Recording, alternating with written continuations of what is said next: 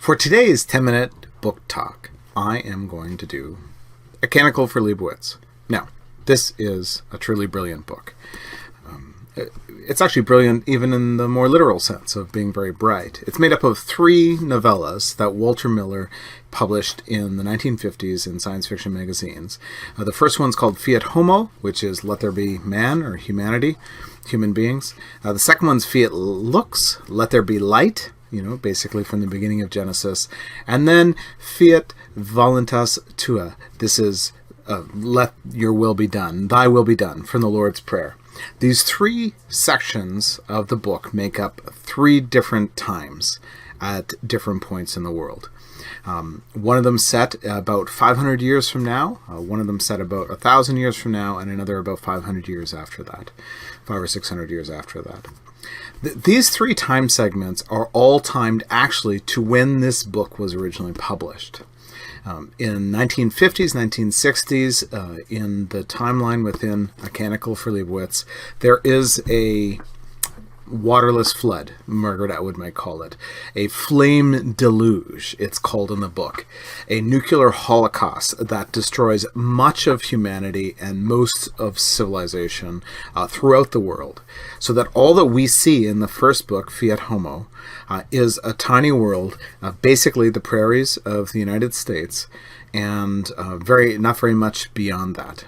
In this tiny little world, in this desert community that has survived nuclear holocaust, there are, various kinds of hints of civilization growing.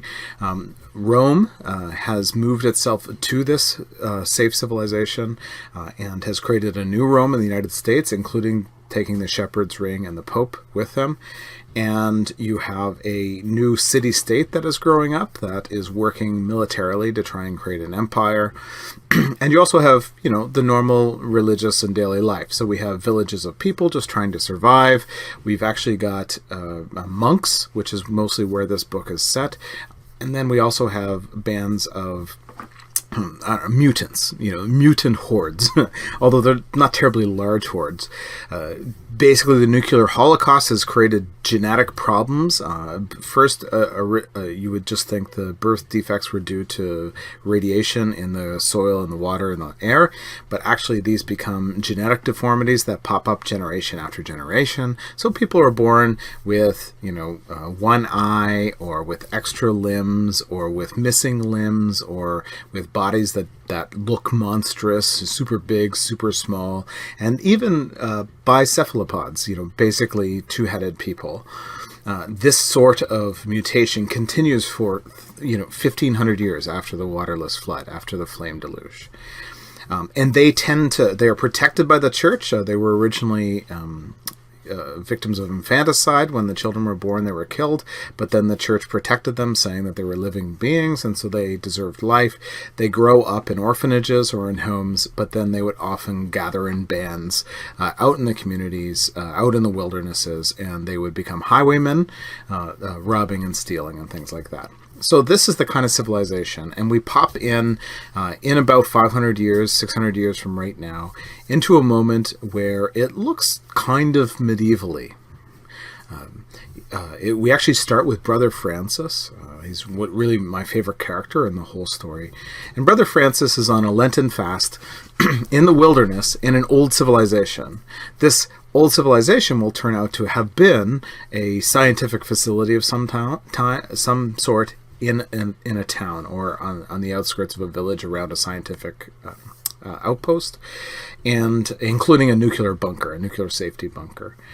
But it's just rubble now in Brother Francis's timeline. He's on a Lenten fast, and he is then starving in the desert, trying to stay safe from wild animals and safe from the sun. And he meets a pilgrim along the road. And this pilgrim speaks other languages, writes differently, but also knows Brother Francis's languages. And these 2 characters wrote the entire story. The pilgrim along the road turns out to be a figure of the wandering Jew, someone who wanders for centuries throughout the world, waiting for Messiah to come, and at various points pops into the story in each of the 3 books, most effectively in the first 2 books, and really most effectively in meeting Francis in the first book.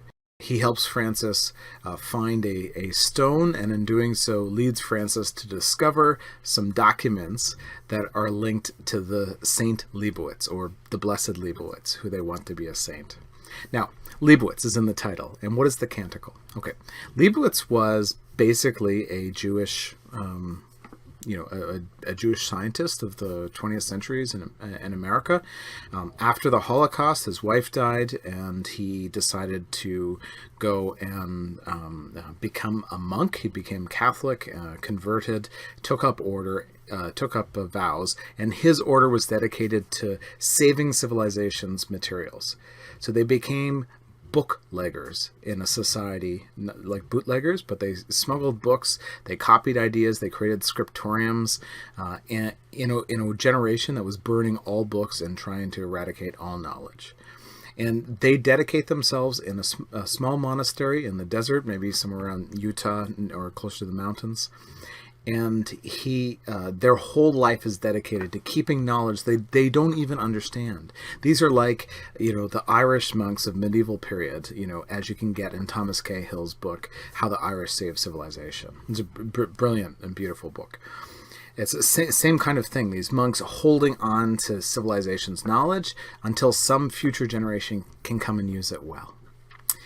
Leibowitz then, because of these newfound documents by Brother Francis, Leibowitz then becomes fully canonized, becomes a saint, and their abbey becomes important to the next 1,000 years of development in America, and what used to be America. Well, what is this book? Well, this book is a philosophical story. It's actually 3 philosophical stories. It deals with the question of what is a human, where is God in the face of suffering, how does morality work when society and moral choices are really at odds with one another, what does it mean to be called by God to do something. These are the kind of philosophical questions that this book really struggles with, and really should be read as a series of 3 novellas rather than a single novel. Walter Miller is a gorgeous writer. It's beautifully written, but it's also written to alienate you.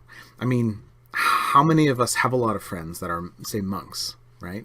The world in which he describes, the monastery as it grows over the 1,200 years from the book's beginning to the ending, from the period of the deluge until the end of the book, it's crazy development takes place, and new canon law and new development and philosophical struggle and internal struggle. It's all there, and that's why this book is valuable. In the end, it's going to ask the question of the futility of what we do, because if we save the knowledge of civilization that has been wiped out because of a nuclear war, won't we inevitably come to the point where we can create another nuclear holocaust? Isn't that the normal result of things? Doesn't scientific progress not only bring us the ability to avoid tooth decay and maybe to cure cancer and maybe to feed the people that are starving, but also the ability to kill ourselves in a single sweeping movement? That could be technological in the case of nuclear warfare, or that could be something like a plague that was created, or something like another kind of environmental destruction. That's the reality. That's the question. And it's such a great question because it's not just a question of monks, saving civilization. It's a question of all of us who are parents and teachers and writers and historians and scientists who are passing on knowledge.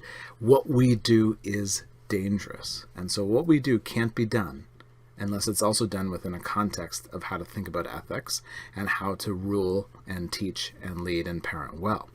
Okay, well, that's the philosophical stuff, but the reality is what draws me into this book is not just the philosophical theological discussion. It's not just the kind of beautiful and troubling world that he creates. It's not just the lovely prose that reads like poetry a lot of the times. It's actually the characters. The characters are brilliant. I want to be Brother Francis's friend. I wish there was a whole more book on just Brother Francis. I love the abbots in each of the 3 books. I dislike one of them, but I love it for that sake. And I love the wandering Jew character, who may actually be the Blessed Leibowitz. We're not sure, but I love that character. It's just such a beautiful attention to characters. And so what happens is you get A Canticle for Leibowitz. The song for Leibowitz is a series of stories that are philosophical, that are literary, that are filled with science fiction and fantastic description, and yet they have the ability to draw us near to the heart of the character's struggle. And that, I think, is what makes a brilliant novel. Now, that's my 10-minute book talk on A Canticle for Leibowitz. Make sure to check me out on Twitter at Brenton Dana. Search for me, Brenton Dickinson, on Instagram. Follow the blog at pilgriminarnia.com. And I would encourage you to subscribe here on YouTube so that you can get future 10-minute book talks and other sorts of teaching and learning sessions that I have. Take care.